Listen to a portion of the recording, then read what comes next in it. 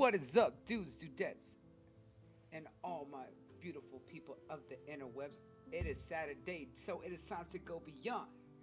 Welcome to the United States of Smash with the Smash Podcast. I hope everyone has been saying wonderful, beautiful, amazing as always. Mina. I hope you all are staying well and good with everything going on. It has been a while since we have been able to go live with the Smash Podcast, and I apologize about that. A lot of work stuff has come up, and a lot of things currently right now are in the midst of having to make some changes. We're trying to look at moving our schedule around, just due to a lot of things going on. A lot of people's personal lives have been kind of crazy and hectic, so it's been hard for us to keep this time slot. So I may need to look at doing it at a different time, things like that, which is why you've been kind of seeing me run the show solo. But you guys know that I can never not stop talking. So you know that I always have you all taken care of no matter what. And I gotta say that this past 2 weeks, really, even longer than that, has had so much great stuff to talk about. It's not even funny. With just the amount of news that has come out and some very, very interesting tidbits of things that we would love to talk about, that I definitely know I want to talk about, and things that have absolutely just gotten me so very much excited for everything that's going on right now. So give me 1 second here. I just want to make sure that everything's all going and flowing properly.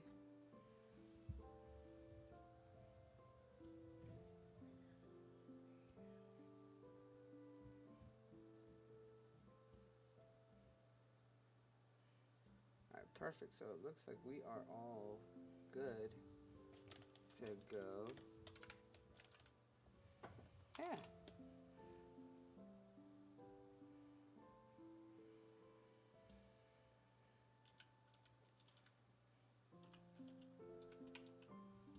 Ah.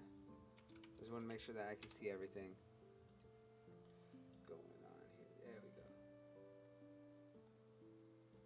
Perfect. All right. Well, guys, like I said, there's just been so much stuff that's coming out. And before I even get into the news, I really want to talk about what I've been up to lately. I have been making a lot of moves. I've been kind of all across, traveling, traveling around and doing a lot of things.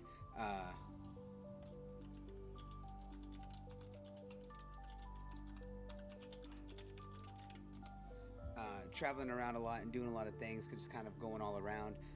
Trying to do a lot of things, have some stuff in the works that I'm trying to do here for you guys. Thanks to all y'all's continued support. And we're trying to get things reset up, revamped, trying to get a lot of videos reorganized and get a lot of old stuff re-uploaded, because we know that we fell off with a lot of things. I know I fell off with a lot of things, and I kind of really want to get that all right for you guys. So I am going to try and take some time off to focus on just editing old VODs, old shows, and get those back up.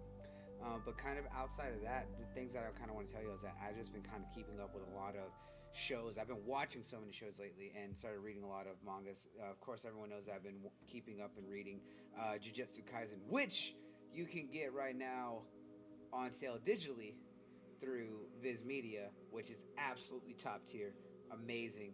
I was like, or you can get the paperbacks or the physical mangas, which I'm getting all of those. Because Jujutsu Kaisen has just been amazing. And for those who don't know, currently it is running right now in the current season of anime. And I gotta say that it has some of the best, some seriously great animation. It has one of the best openings and one of the funkiest endings that we've had in such a long time. Like, I'm truly happy and in love with it. I know my boy Soul has been absolutely loving it. It's been so good. It has absolutely been good. And after like the mixed reactions to how people felt with Tower of God or God of High School supposedly being the new top tier animes, and a lot of them kind of left a lot of people with just like mixed feelings. So the webtoon takeover hasn't exactly been setting the world on fire as everyone thought it was going to, but everything traditional absolutely has been doing exactly that. And Jujutsu Kaisen is absolutely one of those ones that have been definitely standing up to that point, and I'm really glad with how they done everything, and just kind of seeing all the characters. It's just been beyond amazing, and I'm absolutely loving it with the way that it always looks, and just there's just so much goodness to it, and there's not much I can say besides that. Other than that, one of the things I've been actually outside of just anime, I've been keeping up with a lot of other shows that have been going on. I actually sat down and went back and rewatched the Watchmen series, and I gotta say, dude, the Watchmen, not just the TV show but the movie, when you watch them together, it's kind of crazy just how much commentary there is in the Watchmen, and it really made me sit down and want to kind of analyze everything because it really questions moralities, the belief in thoughts of superheroes and vigilantes and a lot of things like that, and kind of how, though it's an alternate society or an alternate universe and everything like that, it really calls into question how there's much parallels and yet many differences in their society and ours, and a lot of things like that. So it's very interesting just to kind of see how it all kind of plays out, and everything. But just kind of going back and really watching that series again, it it's just so good, and just to kind of see how the characters kind of got on years later, kind of seeing what happened to Silk Spectre, and then of course what happened to Ozymandias, and then Dr. Manhattan.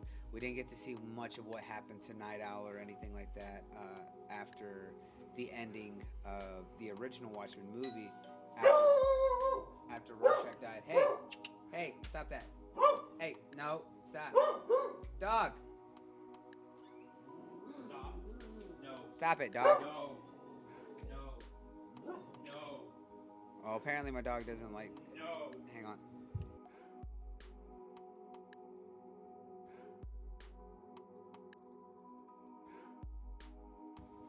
Apparently my dog just doesn't like when anyone's out the door ever. But just kind of rewatching Watchmen alone.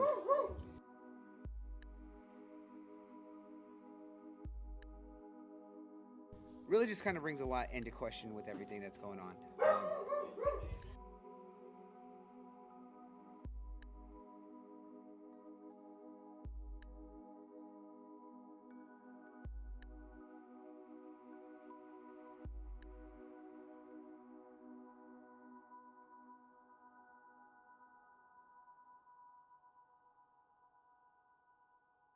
Sorry about this, guys.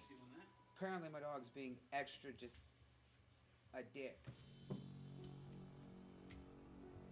Anyways, besides going back and rewatching the series for Watchmen, I've actually started recently watching Lovecraft Country. And I gotta say, I have absolutely been in love with Lovecraft Country. It is such a good series. Just the way that they take a lot of different genres and a lot of different elements and tie it all together. It's just a fun show.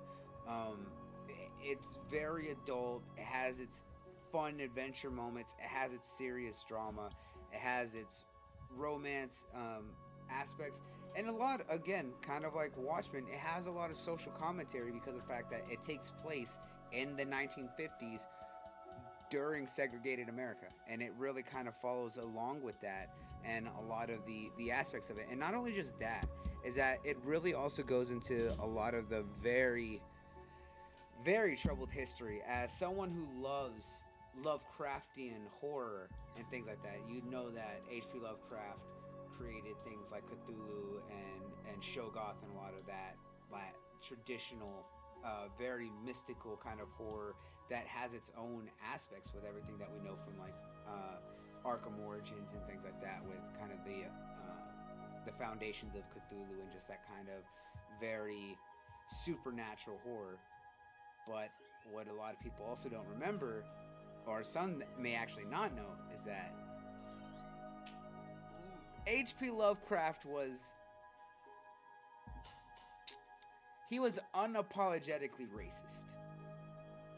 He absolutely was beyond racist, and that's just the cut of it, is that there's no ifs, ands, or buts about it. There's no getting around it.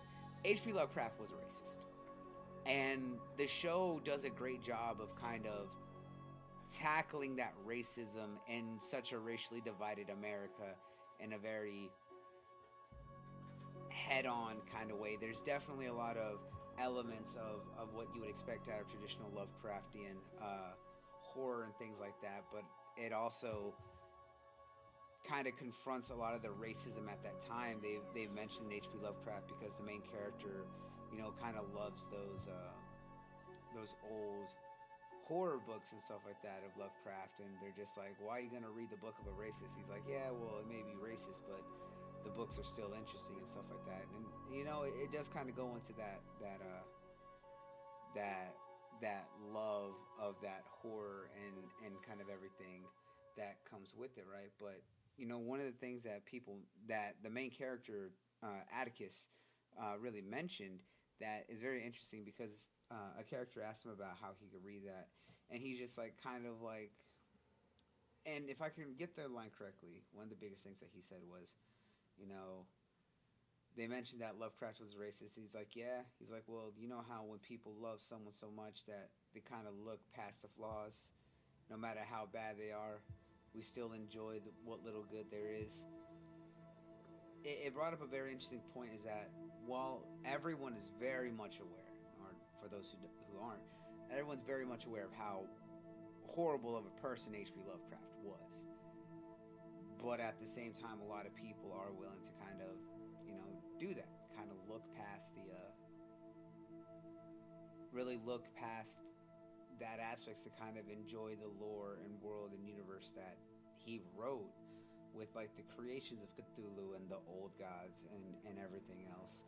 Um, it is really just one of those very interesting aspects of things to really kind of get a look at and a grip of, to think of just how much we are sometimes willing to look past the bad sides of things. But the fact is that they tackle that racial aspect of everything, that racism very, very upfront and in the face. Like they don't hold back anything on it. And I think that's what I like the most about it is that they don't try to sugarcoat anything. They're very, very all up in it, and it just makes Lovecraft Country that much more of a really enjoyable show, because a lot of the characters are very well written. There's a lot of deep drama and kind of interesting stories that each of the characters are going through, and the way that they just have this attitude about everything and just the way they're willing to tackle it, it's well done. And if you haven't watched Lovecraft Country, you absolutely do yourself a favor. Go out and watch it. If you don't have HBO Max, you can get a 7-day free trial. Absolutely utilize it, whether you go directly through HBO Max, you can get it through Amazon Prime, anything. I'm telling you, it's well worth the watch, and absolutely, you're doing yourself a disservice by not watching it. Now, outside of that, I've just been kind of keeping up with just some of my normal shows. Been going back, kind of rewatching some old movies and things like that. But that's kind of just where I've been and keeping up with lately. So I kind of want to catch up with everything that's going on news-wise. And we definitely got some very interesting stuff. And the first thing I kind of want to stop off with is everyone's favorite comedian slash actor slash most beautiful man in America. Most beautiful man in the world, absolutely. I'm talking about the one and only Ryan Reynolds. Everyone loves that lovable merc with a mouth, that beautiful, handsome, devilishly funny comedian, who absolutely has a wonderful way with social media and absolutely being the heartthrob of the internet that he is. Actually just recently released a trailer for his newest film.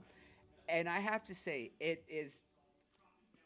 there's one thing that Ryan Reynolds absolutely has nailed down in everything that he does. And that's basically the fact of that every movie is just basically Ryan Reynolds in a film, but with just slight different personality quirks. And that's perfectly okay. He's able to do that very well. His humor, no matter who he is, no matter what he plays or what he does, it always seems to work. And his newest trailer for his newest film, called Free Guy, absolutely encapsulates that yet again. But it's the concept of what Free Guy is that makes it even better. Is that Free Guy is about a character in a video game world, and it's not a player. No, he's an NPC in this world, and he talks about how Free City is the greatest thing ever. He goes through his daily life dealing with all the craziness that happens in a city that's made for a video game, and that he made he. What's funny is that at some point one of the players interacts with them, and he falls in love with the player, and she's just like, no, no, no, you're not real. You're an NPC. This isn't happening. And when he does, she's just like, how are you doing the things that you're doing that you shouldn't be doing? And she helps him to be able to see that he's stuck in a video game and that everything that he knows is not exactly as he knows it. And it kind of opens up this aspect of, the NPCs kind of recognize everything that's going on, and he's trying to save the city because the creators are wanting to shut down the game and everything. And now it's him and these players are trying to fight to help save the city and the NPCs.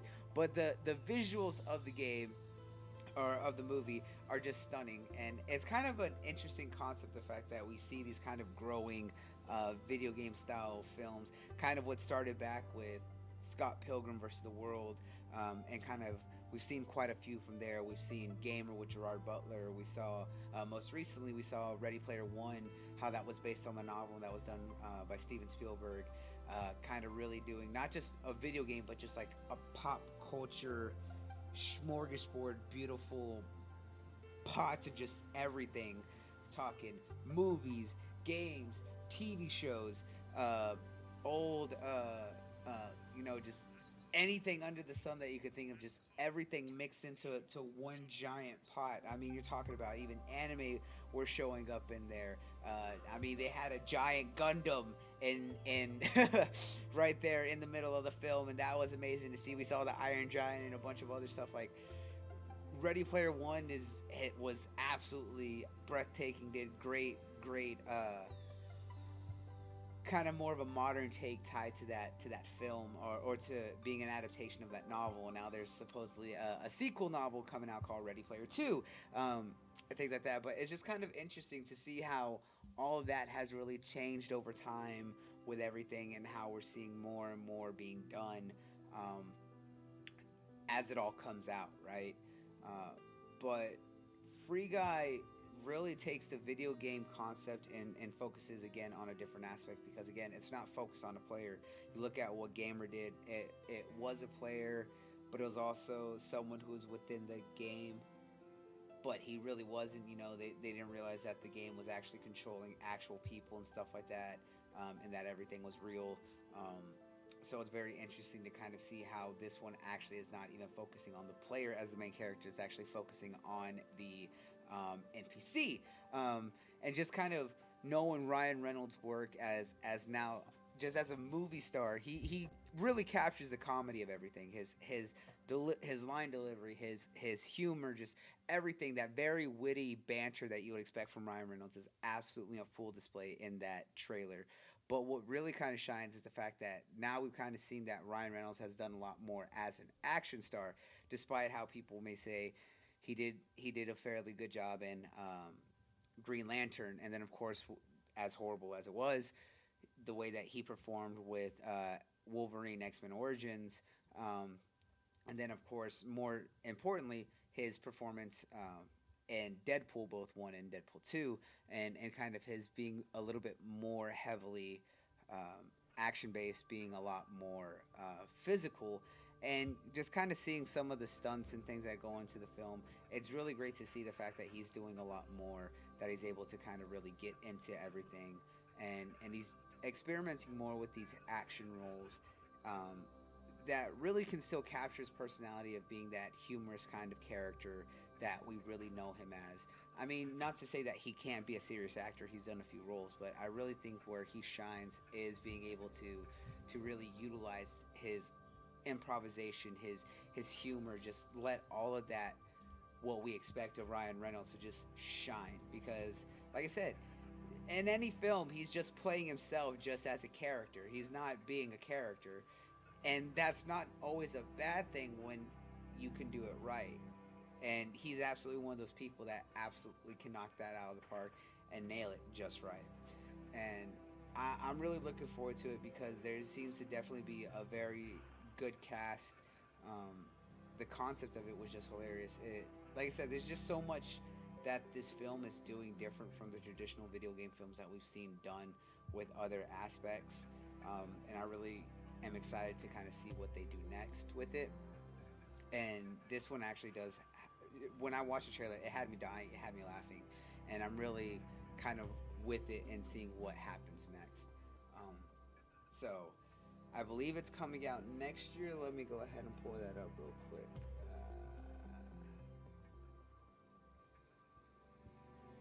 No, I didn't want the noise. And when was it announced for? It's coming out this year on December 11th. That's when it's coming out. So I know I'm definitely going to talk about it, and that it's going to absolutely be an enjoyable, fun ride. I can't wait to see what happens next. So if you're looking for a very interesting film, definitely check it out. It kind of has that what was that? Hardcore Henry feel, but not the first person aspect of it, but you know, that kind of, you know, overzealous action of everything, which was another good film. I was like, Hardcore Henry was actually pretty awesome. That was pretty badass. I like what they did artistically with doing it all first person view and everything. So that was really kind of cool. But kind of going from there, that the other biggest thing that's actually interesting is that we have two announcements for the same property. And the first thing is that, for those who didn't know, that recently at the beginning of October, and technically then September, there is a big trade show from Japan known as the Tokyo Game Show. It's probably one of the biggest game shows during the year, outside of E3, outside of Gamescom and Paris Games Week. The other biggest one is Tokyo Game Show. And during Tokyo Game Show, there were several big announcements made from Capcom. And if you don't know who Capcom is the parent company of franchises such as Dead Rising, Resident Evil, Mega Man, so on and so forth. And they had a very, very interesting showcase, because during their showcase, they showed off more gameplay and gave a little bit more information about what's going to be coming in their new title, Resident Evil Village, which is to be Resident Evil 8, and that's coming out next year sometime for the next gen consoles. And they're really kind of pushing what they're doing. And Resident Evil 8 is supposed to be a continuation of the story and following the character of Ethan Winters, who was left off from Resident Evil 7, Biohazard, or Resident Evil, or Biohazard 7, Resident Evil for those in Japan. And Village is looking really, really good with everything that's going to be coming and everything that they kind of have coming down the pipeline. So it's really cool to see just what that franchise is doing with everything and kind of what they want to do next. However, one of the biggest things that had me excited was the fact that they had two announcements for Resident Evil from Capcom themselves. The first one is the fact that they announced that they have a new animated CGI series coming to Netflix sometime next year called Infinite Darkness. And the only tidbits of information that they have, or that they released, was that Infinite Darkness is going to be following Leon and Claire Redfield post Resident Evil 2, following the new timeline with the new Resident Evil remake. And that actually fills in a lot of interesting information, because for those who don't know, Resident Evil 2 remake and Resident Evil 3 remake actually helped retcon a lot of inconsistencies from the original timeline of Resident Evil 2 and 3, kind of streamline it to tie in with the newer games, along with the new films that they had from Degeneration and everything else, as well as the fact of when they rebooted both the original Resident Evil 1 and Resident Evil 0 several years past. So the remake has actually helped to add a lot more and reimagine those parts of the timeline which didn't exactly hold up to the rest of the story. Now, he showed up himself, the master designer and supporter of our show, and now young entrepreneur, Mr. Hoodie Man over here, my one and only brother, the Soul King. What's going on with you, man? Hey, what's up, man? How are you? Doing good, guys. I know y'all haven't seen this fool's face in forever, because he's been so caught up with his new business venture. Ain't that right? Yeah, man, been busy. I've been super busy. If you're not following him on Twitter or Instagram, you need to because you should see this man's car for the past couple weeks. Yeah, it's been jam packed. But what topic are you on? You're on Resident Evil right now? Yeah, we're talking about Resident Evil Infinite Darkness. I didn't even hear about. I didn't even know about that, to be honest. Oh, really? No. Yeah, so they announced that during Tokyo Game Show. Yeah, Okay. they announced that they were doing a series on Netflix that's going to be taking place right after the Resident Evil 2 remake, following Leon and Claire post Raccoon City. I just want to see what it looks like. I hope it looks like Gantz type animation. I would like to see that. You're not wrong there, because like Gant Zero had some clean CGI animation. Yeah, I hope it looks like that. I think so, because I mean their last few animated Has films, been around. Yeah, has been looking like that. So yeah, because if you look at like Degeneration specifically as their big showcase, the first one that they did, Degeneration was actually really good. And you gotta think that this is actually gonna be a full episodic series that they're doing in collaboration with Netflix. So I'm really kind of interested to kind of see what they do with that going forward up next. What the hell you talking about, Birds? Just when it's saying in ASMR, man, fool, shut up. But yeah, man, I was like, it's gonna be very very interesting with what's coming up next, kind of down the pipeline with that. So I'm really looking forward to all that. Real quick, did you see the trailer for Free Guys or Free Guy? oh, well, Ryan Reynolds. Yeah, Yeah. That looks dope. I like it. I know. I was saying that it's basically just Ryan Reynolds in another film, just with a different personality. Yeah, For just playing itself. Yeah, Yeah, he just playing. and I'm just like, it works for him. Any film that he's in at this point, he can just play himself, and he works as any character, right? But I'm glad to see that he's doing a little bit more action roles now that he's gotten, especially into the superhero aspect. Despite how Green Lantern played, he did get a little bit riff for that. Did get into some of the choreography, and then of course he really kind of stuck it through with Deadpool. So it's good to see him getting more into those action roles a little bit. But I just really like how it's two actors I respect, and it's Ryan Reynolds and Zachary Levi, because they really put on for the nerd community. So I really like them a lot. right, exactly, and I love the fact that it's a different take on the video game movie. I was saying, like, you look at films like Scott Pilgrim versus the World, or like Ready Player One and stuff like that. It was talking about a player within the game and stuff, and making them the focal character. And the fact that this is completely flipping that on its head, because it's talking about an NPC as the main character. Yeah, in the NPC game. who has like a update went wrong in a game or something crazy, Yeah, and like he gets conscious. Yeah, and I just love that. I'm just like, okay, that's a unique aspect of everything, and I'm really liking what they're doing with that. Yeah, I can't. When does it come out? December 11th. Okay, that's perfect. That's perfect. I'll definitely check that out. Actually, is it coming to theaters? I don't know if it's coming to theaters. That's I don't want to go to the movies just yet. Yeah, right. Let's say if I go to the movies, I'm gonna go in a bubble, like all the way up. I was like, listen, y'all ain't this whole 6 feet around this bubble. You stay out of it, all right? Just stay away from me. These Yeah. 4 seats right here next to me on both sides is mine. Just stay away. Yeah, I honestly been missing the movies, but I'll probably wait if it does only come to theater. Yeah. But it looks like it'd be like a nice, entertaining movie. I'm definitely gonna check it out when I get the chance. Probably not gonna do it day one though. Yeah, I hope that it comes to streaming services, or kind of how we saw it with a lot of films this year. Some of them go into theaters, but they're going straight to streaming platforms, or the fact that you can rent them like for like 72 hours or whatever, kind of like paying the price of a movie ticket, or just being able to just flat out buy them early. Because if that's the case, I'll be all over that. Yeah. So I'm kind of hoping that that's the way that it works. But yeah, man, Capcom is definitely putting a lot back into the Resident Evil franchise, and I'm really glad to see that they're following the new timeline that they did with the remakes. with what they got with Infinite Darkness as a series on Netflix.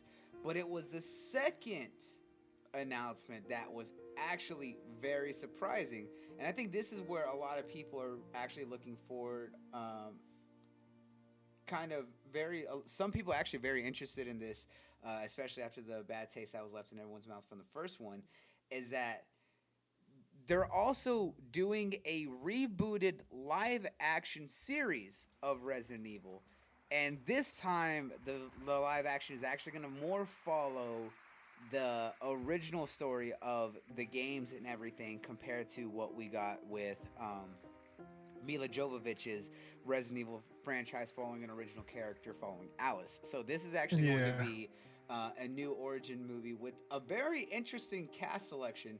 So they have Kaya Scodelario, Hana Jokaman, Robbie Amell, and Tom Hopper, which those two alone I'm really excited for because Yeah, Firestorm and number one, yeah, from Umbrella Umbrella Academy. Academy. Yeah, Tom Hopper is absolutely a very talented actor, and I really can't wait to see. And I believe he was casted for Barry. I think they said, because they said that Robbie Amell, uh, Stephen Amell's actually younger brother, the actor who plays Green Arrow in the Arrow TV show, his younger brother is actually casted as Chris Redfield. And I honestly think that he is a wonderful cast for Chris Redfield. So that's going to be absolutely wonderful. And then Scodelario actually got casted for Claire Redfield. And John Kamen, she got casted as Jill Valentine. So Okay. yeah, so Hannah John Kamen is going to be Jill Valentine, and then I believe. Oh no! Actually, no. Tom Hopper is going to be Wesker. He's actually going to be playing. He's actually casted as Albert Wesker. So they have Really? yeah. He's a little. I think he's a little too big for that. Is Well, I mean, if you think about how Wesker definitely bulked up later on, but I mean, it depends on what kind of version. Because if you're looking at the original, yeah, they were all very tiny. I don't. I just don't. And you said it's number one that's playing him. Yeah. I just don't. I don't see it in his face. Well, that's probably because of the fact that we're used to seeing him very rugged with with all that kind of very shaven, but obvious facial hair that he had. I mean, if he cleaned up, I I don't know. His face doesn't look intimidating. I don't. I'll say I can see that he doesn't have that very pristine square jaw that Wesker had. Yeah, I don't know, man. But I give it a try. We give it a try. I mean, it can't be worse than the original that we got. I don't. I really think that the movie, the Resident Evil movie cast for Wesker was pretty good. Oh, it yeah, was just everything. Yeah, the actor that they got for Wesker was absolutely spot on. He absolutely looked like Wesker without a doubt. But I'm just saying that their films was the story writing was a little out there. Yeah, it was over the place. Yeah. But I'll say this for just looking at it as an action and like a survival horror kind of film with zombies, I was like, it was definitely a damn good ride. But story wise, it's not something you're looking for with those films.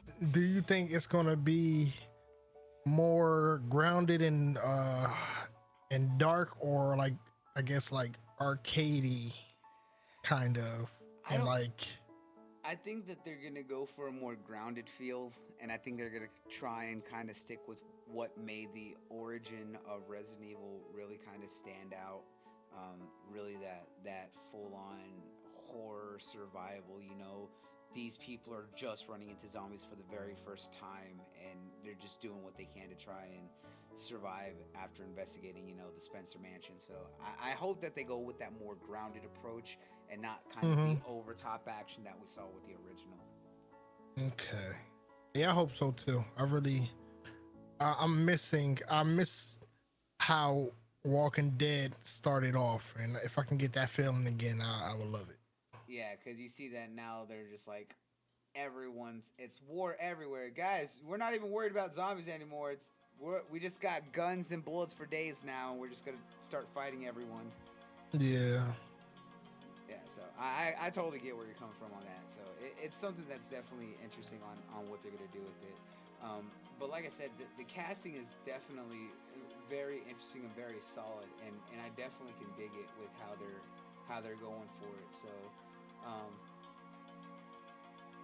they're gonna be very interesting, and they even have I think they casted actors as well for Leon and Yeah, I Jill. think I heard about. Yeah, I think I heard about that. But But yeah, but they have very solid casting all the way around, and I'm really kind of looking forward to it to kind of see what they do next, right? And I want to see more of it. I was like, just the announcement of it, I think it's a pretty solid casting. Now it's just to see how they look as the characters, and then kind of how they're gonna interpret the original story with everything yeah, I need to else. see him in costume. Once I see him in costume, I think everything, all my doubts will probably disappear.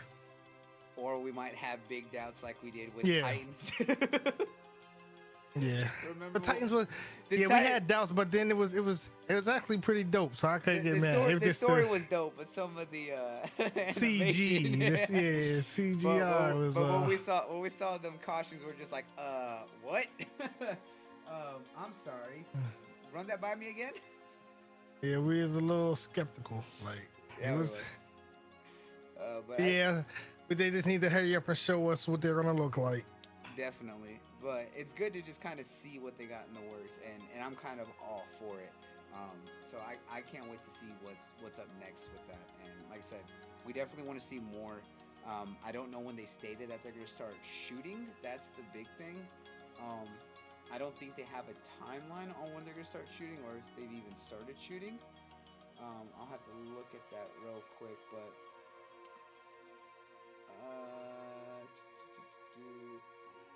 so it says right here that they're planning to release the movie in theaters sometime next year. So it looks like they may have already started shooting it, or they are been working on it for a bit.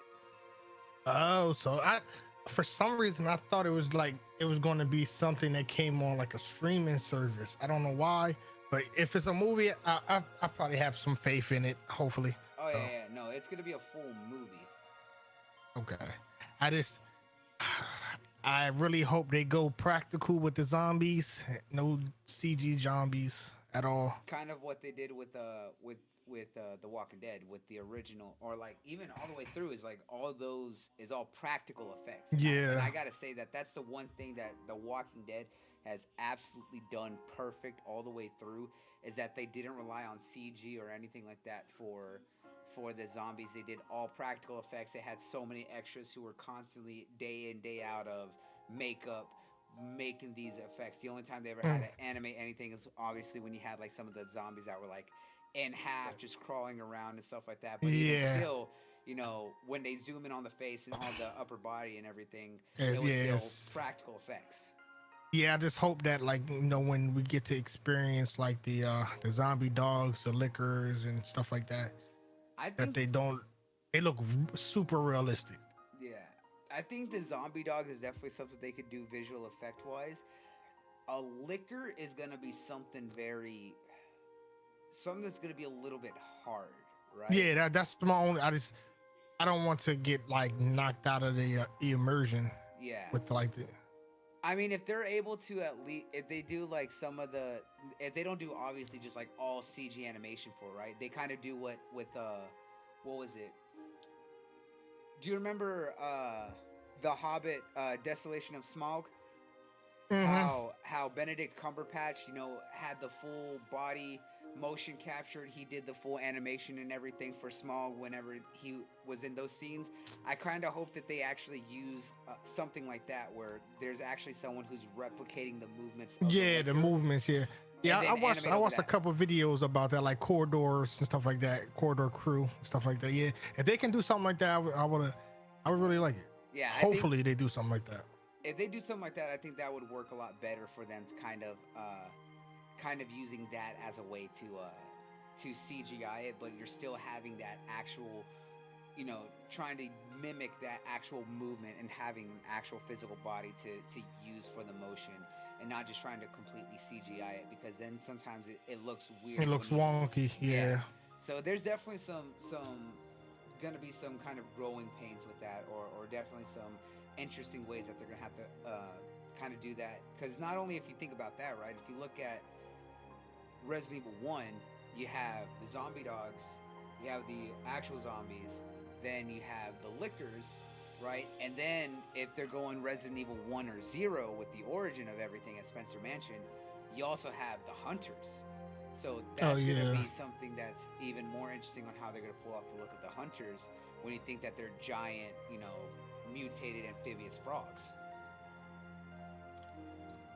Yeah, I really think that they're gonna probably like maybe they might show something like that, but I don't know. 'Cause since it's a film, they're probably gonna do a lot of cutting out of stuff. So Probably. I mean, if they realistically cut anything, I think that they're gonna cut out maybe what was it? Probably the scene in the greenhouse with the like killer plants and everything, because there yeah, won't be that that. was yeah. I think the only thing that they would keep from that whole part is probably the giant spider and then the giant snake. You also don't forget you also had the zombie shark, which isn't too hard to do a zombie shark, because it was just. I think the kind of the good thing about the original Resident Evil is that you had a lot of zombie animals, so it's easier to replicate those than kind of things like lickers and the hunter and stuff like that. So it's gonna be interesting to kind of see what they do with it, right? The Yeah, one. it would be good to like to actually see a new zombie character or zombie monster. Cause we always get the typical dog and liquor from Resident Evil. So if we get to see the hunter, that'd be pretty dope. I would love to see the hunter, but I'm kind of interesting to see their first showcase and interpretation of the tyrant. I think that'll be interesting because you think about how Tyrant was Yeah. the prototype Tyrant at the end of the game, and kind of how that went. I think that'll be interesting to kind of see how they do that, right? So it Hopefully they don't drop the ball, man. hopefully there's definitely going to be a lot of eyes on this one to see how they do it, because a lot of people have some already bad taste for the Resident Evil live action from the original. So let's hope that this time they. I was like, because I know that I would love to see it, because like I think that we both me and you both, and on past shows we've kind of gone into depths about how video game films really just have this hard time of trying to do adaptations, even if they're like perfect for it, right. Look at Silent Hill. Silent Hill had the perfect concept of doing things with everything right. You have the Mm-hmm. perfect horror, you have the psychological aspect and things like that, but they just went overboard with how they made the characters. And then the first one had was decent, it wasn't bad, but then when they did Silent Hill Revelations, they made it so gimmicky by focusing on the 3D aspect of it, and that just kind of ruined Yeah, I was everything. like, no. I love the first one. I actually like watched that like a week ago. Yeah, and I really loved it because of the fact that you're like Silent Hill 1 and 3 are still probably one of the most loved Silent Hills, but everyone knows that Silent Hill 2 is probably king of all Silent Hills. But the fact is, you still have the one of the best horror games out there that has a story that's perfect to adapt. You don't have to like go You don't have to overboard. change nothing. Yeah, Yeah. but they with Revelations they went so far off the original story of 3 that it had no like semblance of the original, and then where it ended was just so far off, and it's just like, what are you trying to do? I'm starting just to realize that like certain video games, they need movie budget shows. So Silent Hill would just work perfect as a high budgeted show Yeah. because it would be able to flesh out everything. They wouldn't have to cut out anything. So Yeah, and I think that you got look at Silent Hill, right? Silent Hill is probably one of those franchises where each story is its own self-contained story, but all within this universe. The only one that was really connected was Silent Hill 1 and 3, following, um, following Harry What's it? What's her name? The daughter. No, it's not, I'm about to say Anne. What's her No, name? it's a C. I believe it's a C. Ah, I know it because she was just Hmm. released in she was just Heather. There it is. Yeah, Heather's. But it's also Cheryl. Cheryl was her original name. It was a C. You were right. It was a she. I had to remember it. It was her original name was Cheryl before she was reincarnated as Heather and stuff like that, or as some people call Okay, her, okay. Cheddar. But yeah, but the first game followed her father, and then three picked up her following everything that happened, and kind of her continuation. Then the second game obviously followed James. Four followed a different character with the room, and then you had like Origins, which talked about the truck driver from who picked up Harry in the first game, and stuff like that. Then you had Homecoming and Downpour. Each Silent Hill game has had been their own self-contained story, all revolving around Silent Hill. So Silent Hill is one of those things of just like, hey, guess what? You can use the universe and write your own really well thought out horror story just using the universe, but it's still its own thing. You don't have to copy the books or the movie or anything or the video games. You know what I'm saying? Yeah, I think that's kind of the beauty of what Silent Hill could be able to do. So there's just a lot of games and things that have that potential if they don't try to do too much with it. If they just kind of focus it down and just do those absolute minimalistic aspects, they could do so much more. But it's because people try to do so much that's why people have this like bad taste of video game TV shows, video game movies, da da da da da.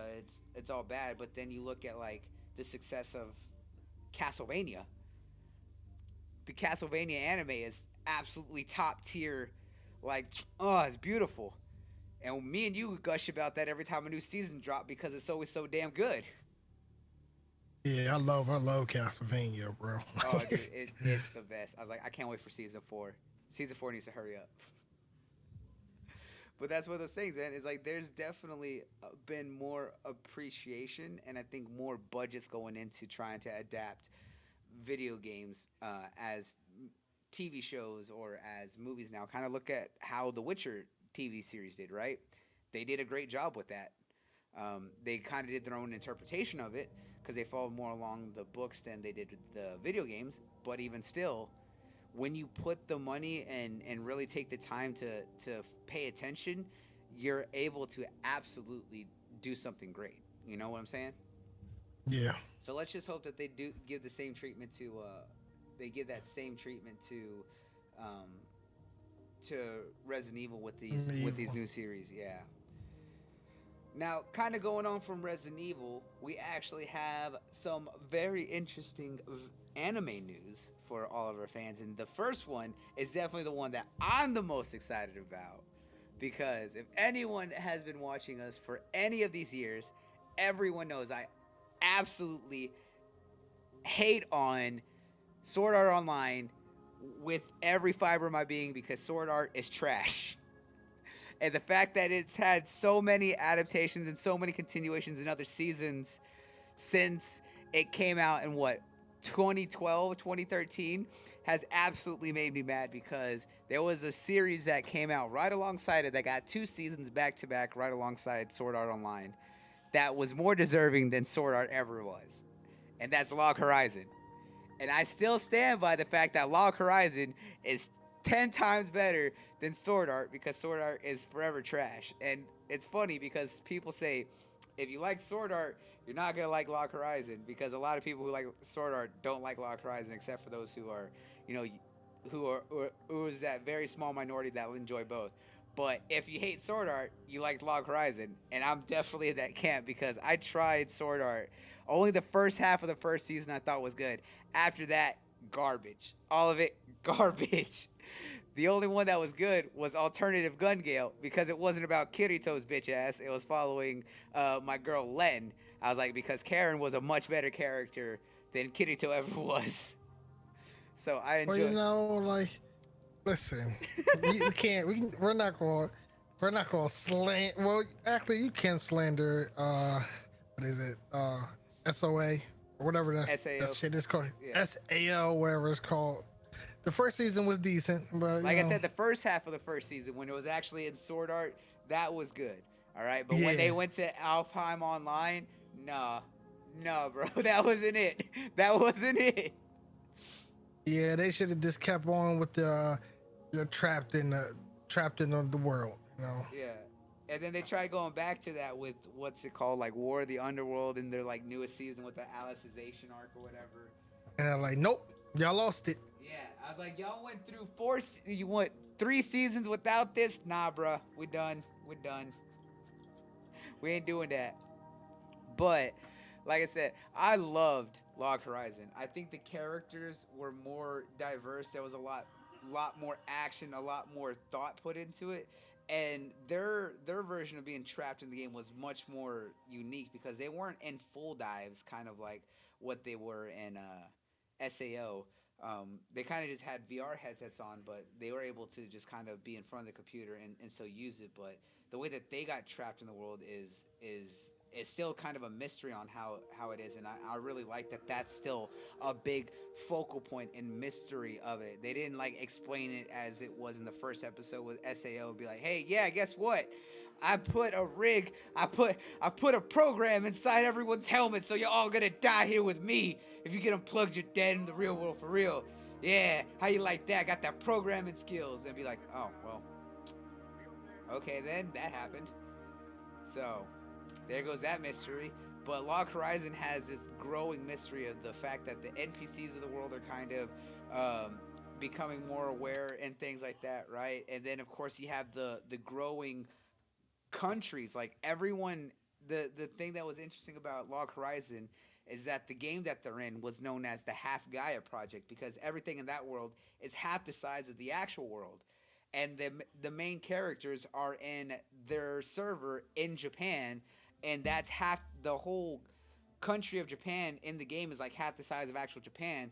But you see that there's these talks about all these different groups or other actual like alliances and empires growing from all these players across not only just Japan, but you're seeing that now we're hearing about places from other countries and stuff like that that are coming up, and how there's not only just this growing uncertainty with the NPCs and what's going on with the world, but there's wars building between the different player guilds.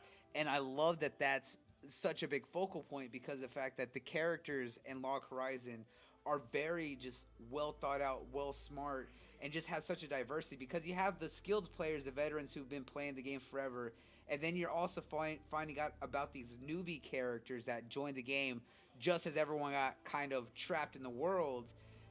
And it's very interesting to kind of see how it is. And the way that they ended season 2 years ago, years, and it pissed me off that I've been waiting years, kind of like how I got a question. I got a question. Yeah. Didn't they make a game of Log Horizon? They did. They did make a game of Log Horizon, and I still need to play it. Kind of like how Dot Hack had a game. Oh, the days. Yeah, Log Horizon was really good. But so season 2 ended in 2015. It's been 5 years, or really like almost 6, because I believe it ended at the beginning of. Yeah. So the second season ended at the beginning of 2015. So it's been over 5 years, almost 6, that I've been waiting on season 3, and yet SAO kept getting its trash. Hey man, listen, whoever was making Log Horizon, he said it's time to take a break. Yeah, because he started the run in 2011, so there's 11 volumes out of the light novel, and then the manga there's only 4, because the manga only, or no, hang on, that's the spin-off series. Where's the actual manga?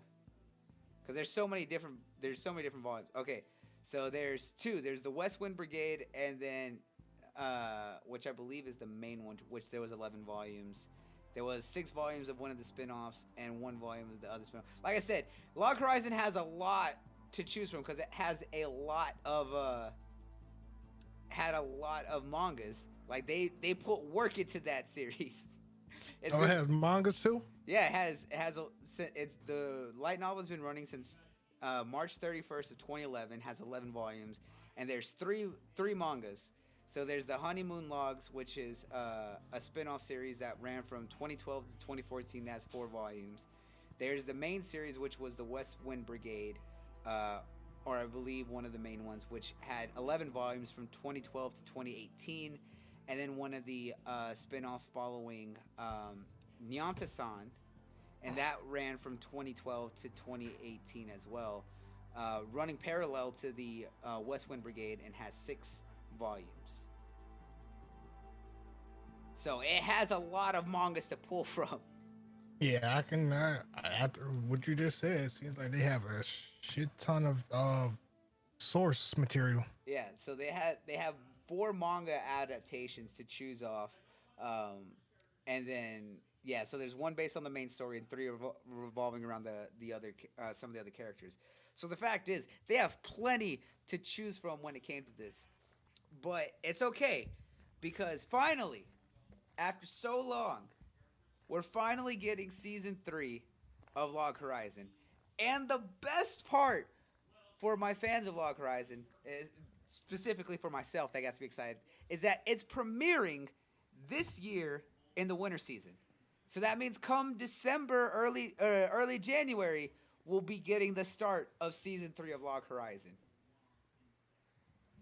and that has me so excited. And if you haven't seen the first 2 seasons, you absolutely need to do yourself a favor and go check it out. I believe you can stream it on. I believe you can stream it on Hulu. I believe it's on Hulu. But it's absolutely well worth checking out because it is truly just a really good manga series. It is a really good anime, and you could tell by the way that they ended season 2 that cliffhanger, why waiting for season 3 was such a big, so annoying. It's like why a lot of people got completely mad that they waited 6-7 years for season 2 and then 3 of Attack on Titan after the end of season 1 because of where they were setting up with, right? It's one of those, it's like there's so much potential, there's so much more, why you gotta wait years for that? And it's one of those things that can either do really good or really bad when you wait years in between a series. Kind of what hurt. It was kind of what hurt Blue Exorcist, right? But the other thing that hurt Blue Exorcist, which we've called out multiple times, is that they did their own original ending and kind of ended the series, and instead of doing what Full Metal Alchemist did and then just basically restarting over, they tried to do a continuation series and basically retconned half of the first season. Yeah, you lost everything. I was so lost when I started it again. I was like, what the hell is this? You're just like, didn't the brother find out that he was part demon too? Like, why is he not know anymore? It's just like, bro, after this episode, it's like, stop watching. I was like, just go straight to Kyoto Saga. Everything after that don't matter no more. Yeah, clearly. Yeah, and it's just like, bruh. I was like, you can't do that. I was like, if you're gonna restart a series or continue it, either continue it from where the original left off, or reboot it, kind of like what we saw with Full Metal. Because I said both versions of Full Metal Alchemist are really well done. The original Full Metal Alchemist is definitely darker, does some very unique things with like their version of Sloth being a failed homunculus resurrection of Ed and Al's brothers and stuff like that, or Ed and Al's mother, right? And had some very, very heavier dark themes and was a little bit more brutal, especially when you look at the history of Scar, right? And a lot of what he did. But Full Metal Brotherhood completely rebooted everything and followed more alongside to the manga, and did its own thing. So it treated both series as separate series and didn't try to confuse the two and let both of them had their own shining points, right? And that's what Blue Exorcist could have done, because if you've read the manga like I have, I've caught up after they completely ruined everything with Kyoto Saga and everything. I reread it. That series is so damn good and has so many twists and turns and so much character development that I'm just like, why have they not decided to just reboot it and follow this story much more better than they did? Because this has so much potential. But they didn't, because they kind of screwed up, and they're like, well, we screwed up twice, we should probably not do it again. And that's unfortunately one of the aspects for us in the anime industry, you know? Yeah. You only get so many tries before you just got to hang it up. And it's unfortunate for the Blue Exorcist fans because that series has seriously a lot of potential with everything that it's capable of doing. Um, It had a lot of potential. I really liked the first season. yeah, it was really good. And even if you go back and watch Kyoto Saga, when the way that the characters get stronger and their newer techniques, visually it is very beautiful. The issue is just that they messed up with the story writing and didn't try to correct it, and because of that, they messed it up even more.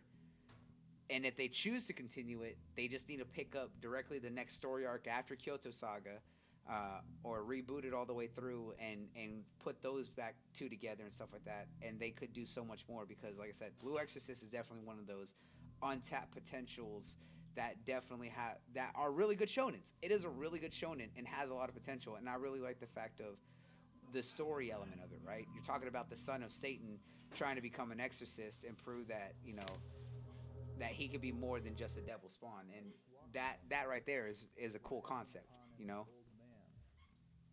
But yeah, Yeah. season three, Log of Horizon, this winter season, starting in December.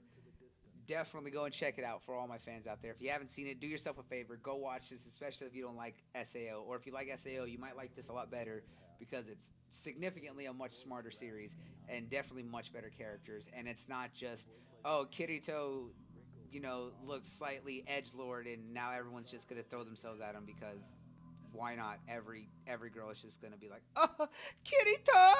It's just like, okay, well, all right. It's just fuck boy simulator at that point. Let's be honest. Oh yeah, Uh, but Go ahead. no, I wasn't gonna say anything. Oh, okay, I was just like, yeah, man. I was like I said, Sao has so many issues, especially with Kirito as a character. But going from there, everyone here knows that I am probably one of the biggest Studio Trigger fanboys, and I don't deny that.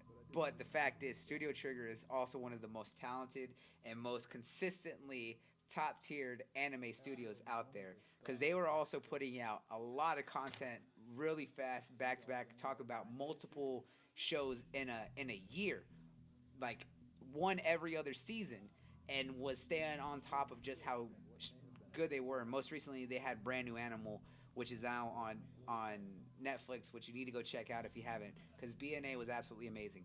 But everyone here knows that me and I believe and Kofi obviously are massive mecha fans. I don't think you're a big mecha fan, are you, Soul? No, not really. Yeah, but you like kaiju, right? Yeah. Yeah, you're a big kaiju fan. And everyone here should know that your boy is a massive Ultraman fan. I was like, I loved Ultraman. And you're talking about a mix between Mecha and Super Sentai, fighting kaiju all day. So, if you know about that, then you know that I got super excited over S Gridman when that came out because it had that absolute Ultraman feel, had that mecha feel, old school kaiju fights, very interesting characters, exactly what you'd expect out of Studio Trigger. I absolutely loved it, without a doubt.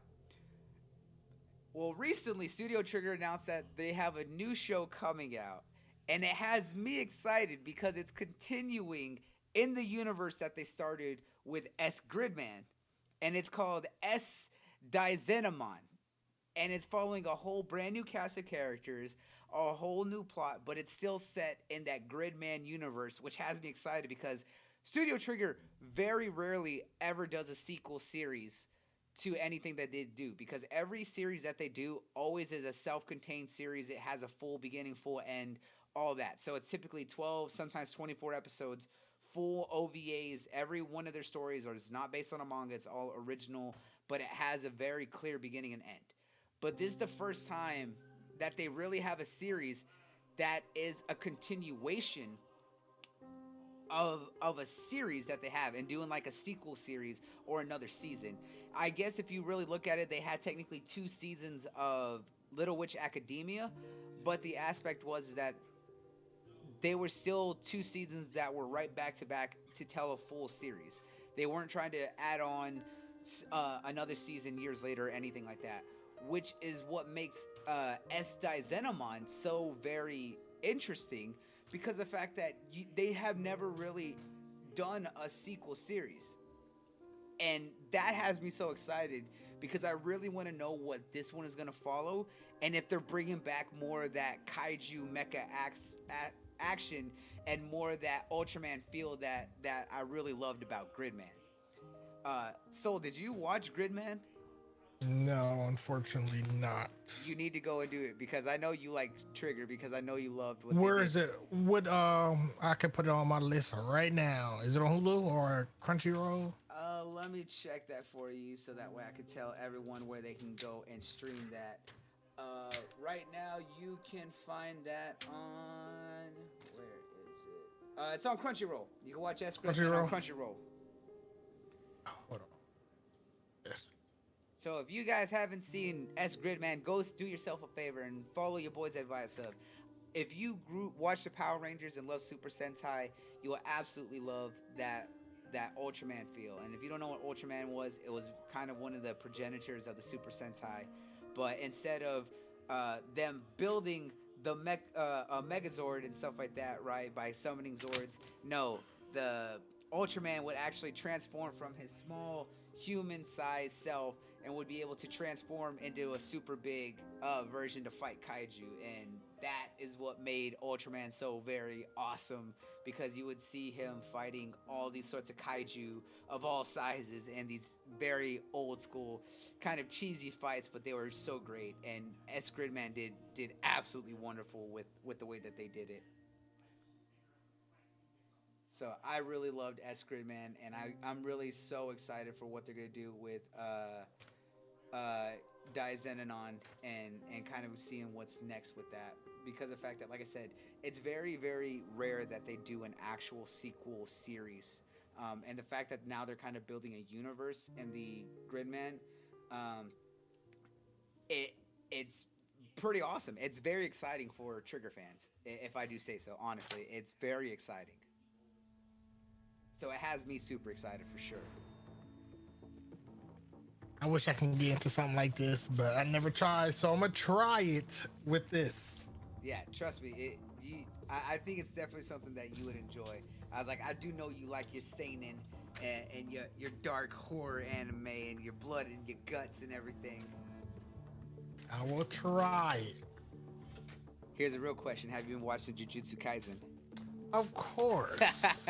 Of course. One of the best openings in a long time, my man. Seriously, one of the best openings. Yeah, by Eve, of course. But the only reason why I stopped was because the manga, everybody looks exactly exactly the same. So I got confused on the manga, so I had to stop, and I just waited for the anime. Yeah. And it's amazing.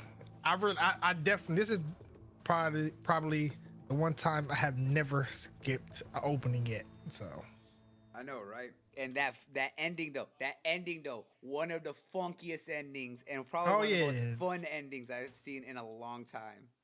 Yeah, that thing fire, bro. Yo, what up, Megatron? What's good, brother? I say, if you haven't seen Jujutsu Kaisen, I said it at the beginning and I'll say it again right now with my boy here. Go watch it. The characters are some of the dopest design characters around, and trust me, Jujutsu Kaisen is really a top tier shonen.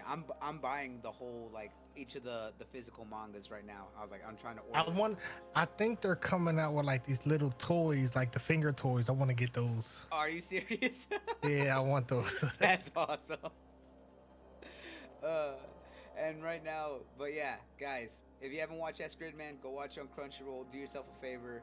Studio Trigger's amazing. I can't wait for Daizenanon. I was like, it's gonna be great. I was like, I can't wait for the sequel. The fact that they're doing a second series in a universe is very rare and it's super amazing. And kind of to close it out, speaking of trailers, speaking of old school, speaking of fighting, you have the best people for that because of the fact that me and Soul King here absolutely are a fan of martial arts films, especially the classics. And I think there's one classic that stands out among all people around our age, from you late 20s to early 30s, all you 80s, 90s babies out there. And if you know what we're talking about, then you know exactly what it is. And y'all probably grew up with the Karate Kid. And if you don't know, that there was recently, a few years ago, they released a continuation series to the Karate Kid saga called Cobra Kai. Now, On YouTube. on YouTube Red, yup. The first two seasons were out on YouTube Red, and season 3 was originally supposed to air back in February of this year. However, we talked about this earlier this year on a previous show, is that YouTube Red actually dropped the project, and the showrunners actually approached Netflix about it, and Netflix actually picked up the show. And they actually started streaming season 2, and they recently released season 1 as well. So now you can watch both season 1 and season 2 on Netflix. Well, just last week, they released the trailer for season 3. And they showed that fact that the season 2 cliffhanger leading up to where season 3 is going to take place was absolutely crazy. We're talking about so many fights. This series has such great fight choreography. It's amazing.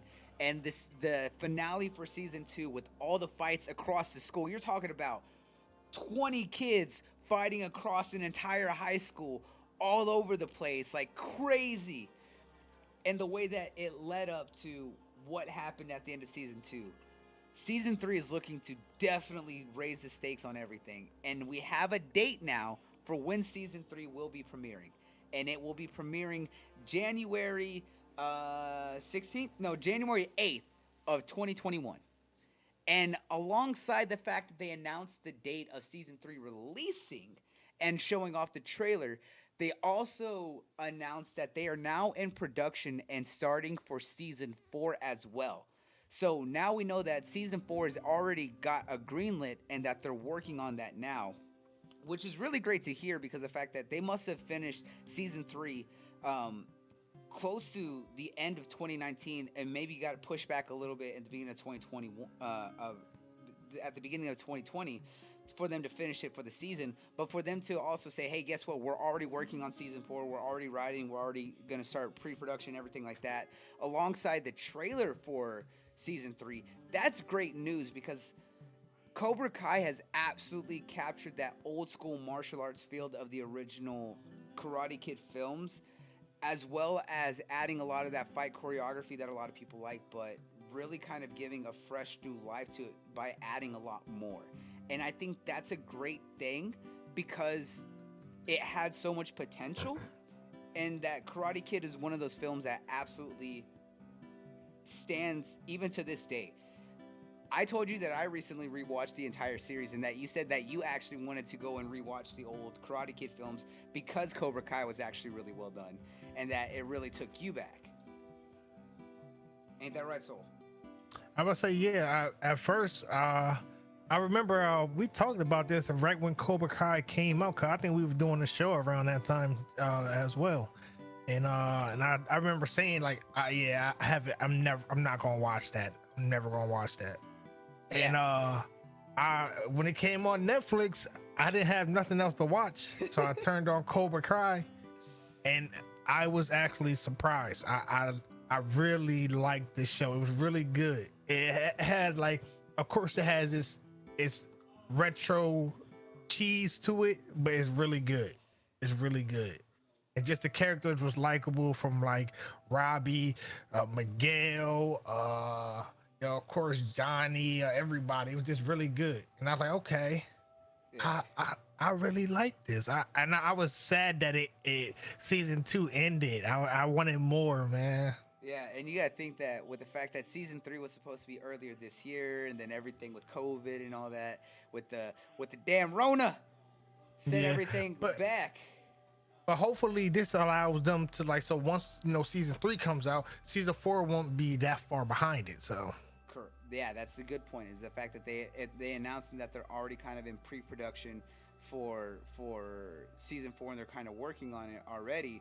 Really gives a good idea that. And then, like, they left like another cliffhanger at the end. Remember when Johnny, I think he threw his phone? Yeah, he threw his phone, or he like just dropped it and left it, and he drove off. That cliffhanger, because the finale for season 2 left so many things open. So And we might have another returning character from the OG. yeah, which has me so excited for what's gonna happen, and kind of what's gonna happen next because of the fact that you look at what's going on now with Cobra Kai and what's going on with Miyagi-Do. So it's like, yo, what's gonna happen now, especially when you look at what's going on with Johnny and Daniel, with everything, with Kreese coming back, and now what we saw at the end of season 2. It's just like, whoa, where's this gonna go? What's gonna happen? I have a question for you. Yes. What team are you? Are you Cobra Kai or Cobra Kai Miyagi-Do? I was about to say, yeah, Cobra Kai all day. Yeah, Cobra Kai never die. Yeah, I like Cobra Kai way more than Miyagi-Do. Yeah. I actually hate that. I hate their team. Yeah. Well, I mean, they're. I was like, what's funny is that I like the kids of Miyagi-Do, right? Because the fact that they definitely have that underdog feel, but like the early team of Cobra Kai had that underdog where they were just like, you know what? No, we're not gonna be a bunch of losers. We're not gonna be a bunch of bitches or anything. No, we're gonna stand up. It's probably the reason why I probably hate Miyagi-Do so much is because of Dimitri. I hate that character so much. Oh, Dimitri's such a nerd. He is so annoying, bro. Yeah, but I think it's kind of funny how he ended up stepping up. Stepping up, to Eli. Yeah. Or Hawk, as we call him. Yo, Hawk. Yeah. But dude, I still remember when it came out. I was like, yo, this is awesome, because it got me so excited, because I talked about how much I loved Karate Kid. You're just like, nah, man, hard pass. Yeah, I was like, pass. But now, like, I was like, when I finished, I was like, man, I miss it. I was just thinking about it for like a whole week. Like, damn, I really like this show. That's crazy. Yeah, it's one of those ones that really did a great job. So, guys, and I'm so glad that Netflix gave it a second chance, because I haven't. There's probably only one show I ever watched on YouTube Red, and that was the Jumper spinoff. And I know exactly what you're talking about. Yeah. And I was like, yeah, I'm probably not gonna do this again, because like there's no like future for shows on that platform. So yeah, you're not wrong. Like anything that goes on YouTube Red either is like a one good strong season or maybe two, and then YouTube Red always kind of pulls it. Like when I signed up for YouTube Red during that like 1 month free trial, literally as season 2 of Cobra Kai dropped. And, at my job at the time, I didn't have much to do. I had a little bit of free time. I'm just like, you know what? I could be on YouTube, do my job, and not worry. So I'd sit there in the back, all posted up away from everyone. I'd be sitting there watching Cobra Kai. I'd be like, oh, damn. Just having fun with it. I'm just like, oh, I need season 3 now. Right when they confirmed season 3 after I finished season 2, I'm just like, no. I was like, I need it. So I'm glad that everyone's able to kind of go back and see it now that Netflix has really kind of give it some extra life, because it definitely can do a lot more with the funding that they'd be able to get from something like Netflix. Because you got to think of what they were able to do with the unlimited. I was like, they must have had at least a fairly decent budget, but nowhere what they would have now. Yeah, now, especially like when it came to Netflix.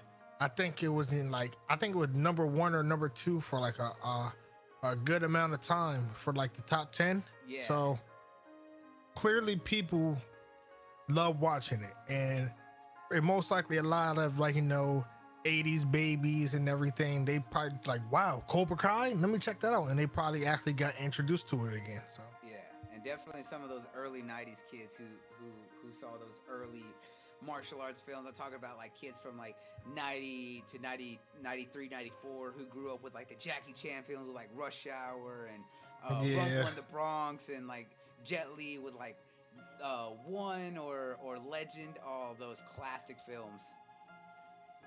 So I was just like, it really does hit that classic martial arts feel. Yeah, I can't wait for it. I can't wait for season 3. Season 3, yeah. And we're only a few months away, just 3 months. I was like, a lot of good stuff coming out in the next couple weeks. Yeah, anyway, we're just blinking. It's January, so. Yep. I mean, with the way that we already blinked and it's already October, it's like, damn. Yeah, it's weird. It is weird, dude. 2020 has been a blur, and it's been just like weird that it's gone by the way that it has. And Yeah, it's weird. It's been long, but then it's been going by fast at the same time. It's hard to explain. Like, it really is. It really is. Well, guys, I appreciate everyone who stopped by and came out, hung out with us over on YouTube, over on Twitch. You guys are amazing. Before we get out of here, Soul, tell them where they can find you at, my man. you can find me mostly on Twitter at Soul King Lives. Of course, I have an Instagram called The Soul King, but I really don't be on Instagram that much. So if you really want to talk to me and communicate, contact me at Soul King Lives on Twitter. Of course, of course. Make sure you go follow my brother here and probably my talented artist who's done a lot of the art that you see over there, the logo, our name, and of course everyone's photos down below. Make sure you do. And he's got a very specific plug that he needs to put out there.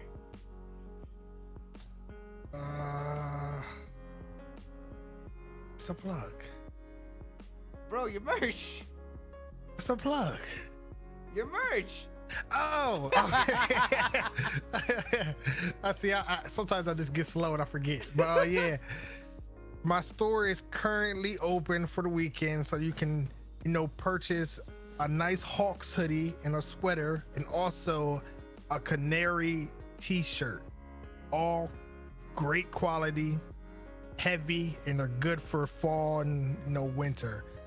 You can go to the website. It's otkusupply.com, otakusupply.com. Oh yeah, I was about to say I placed my order for one of the sweaters earlier because I like that reverse Hawks sweater look, because I like that it's a drop shoulder hood or sweater. Yeah, trust me, once you get it, it's the quality is amazing. My boy here has been putting in work, and you gotta see the kind of love that he's got. So make sure you go show him some love and go check it out. otakusupply.com. Go place an order, get your stuff.